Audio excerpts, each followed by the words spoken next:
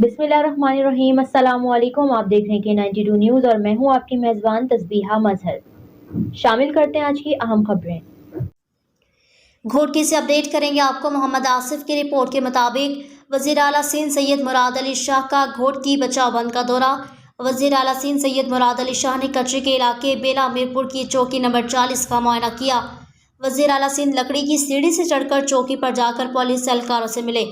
IG police Ghulam Nabi Memon ने वज़ीर आला को बताया कि कटरे में 170 पुलिस चेक पोस्ट कायम की गई।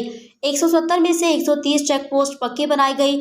वज़ीर आला सिंध ने आईजी पुलिस को हदायत दी वो सादी पुलिस चेक पोस्ट को पक्का करवाएं। 170 चेक पोस्ट पर 1360 पुलिस एहलकार तैनात हैं। रानोती के कटरे के अंदर 100 चेक पोस्ट कायम की गई। वज़ीर आला सिंध सैयद मुराद अली शाह ने कटरे की पुलिस को जदीद असलहा देने की हदायत। मैं पाक आर्मी से बात करके जदीद और सेंसिटिव असलहा कटरे की पुलिस को दिलवाता हूँ। बेहतरीन प्लानिंग के साथ मुझे पूरा कचरा डाकों से पाक करके दें। वज़ीर आला की आईजी को हदायत। वज़ीर आला सिंध को बताया गया कि 5400 एकड़ कचरे का इलाका डाकू से क्लियर करवाया गया है। 70 मगवी बाजियाब करवाए गए हैं। 52 डाकू डोजक रसीद किए गए। डाकू के 85 सहूलतकार में से गिरफ्तार किए गए हैं।